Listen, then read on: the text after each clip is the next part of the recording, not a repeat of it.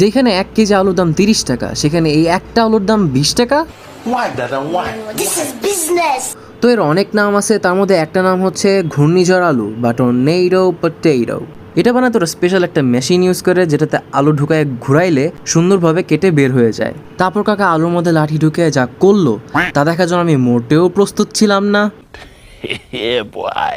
বুঝলাম কাকা অনেক অভিজ্ঞতা সম্পন্ন মানুষ। এরপর কাকা কর্নফ্লাওয়ারের ব্যাটারে ডুবিয়ে তারপরে ডিপ ফ্রাই করলো, আর উপরে জাস্ট লবণ আর সস দিয়ে দিল। বর্তমানে ফরিদপুরের ট্রেন চলতেছে, তাই পুরো মেলার মতো ভিড় ছিল এখানে। 6টা বাজার আগেই কাকা পুরো সোল্ড আউট হয়ে গেছিলো। পুরো 30 মিনিট দাঁড়ায় থাকার পর হাতে পাইছি। যেহেতু মোটা মোটা করে কাটা, তার জন্য অত একটা ক্রিস্পি ছিল না, একটু ফুলে ফুলে গেছিলো। এর উপর রেড সস না দিয়ে কাকার মেয়েও দিলে বেশি ভালো হইতো। জোকস অ্যাপার্ট, 20 টাকার আলু ভাজা থেকে আর কতই বা এক্সপেক্ট করতে পারি। এর লোকেশন হচ্ছে ফরিদপুর রাজেন্দ্র কলেজ রুকসু ভবন অপোজিটে। বিকালের দিকে বসে খুবই তাড়াতাড়ি সোল্ড আউট হয়ে যায়। Don't forget to like and follow my page